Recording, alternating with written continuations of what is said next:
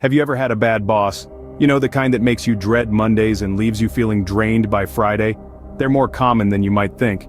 Today, we're going to delve into the characteristics of a bad boss. First up on our list, we have poor communication.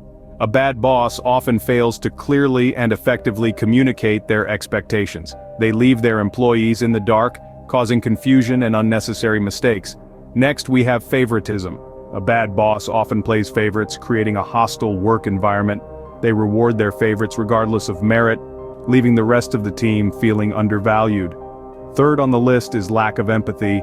A bad boss often fails to acknowledge the personal lives of their employees. They disregard the fact that their team members have lives outside of work and expect them to be available around the clock. Moving on, we have micromanagement. A bad boss often feels the need to control every aspect of their team's work. They stifle creativity and undermine their employees' confidence. Next up, we have a boss who refuses to give constructive feedback. Instead of helping their team grow and improve, they criticize without offering solutions or guidance.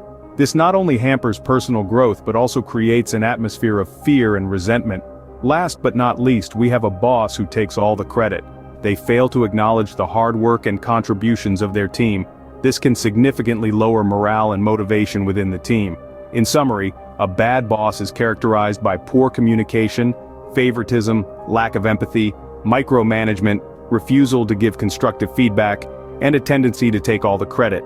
It's important to recognize these traits, not just to navigate your own career, but also to avoid embodying these characteristics if you find yourself in a position of leadership. Remember, being a boss is not just about getting the job done, it's about fostering a healthy and productive work environment where everyone feels valued and motivated. It's about leading by example and inspiring your team to reach their full potential. So the next time you encounter a boss with these characteristics, know that you're not alone. But also know that this is not the kind of leadership that fosters growth, creativity, and productivity. Instead, it leads to a toxic work environment that can hamper both personal and professional growth.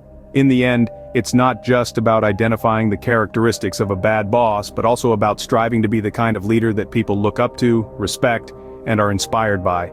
Because that, dear listeners, is what truly defines a good boss.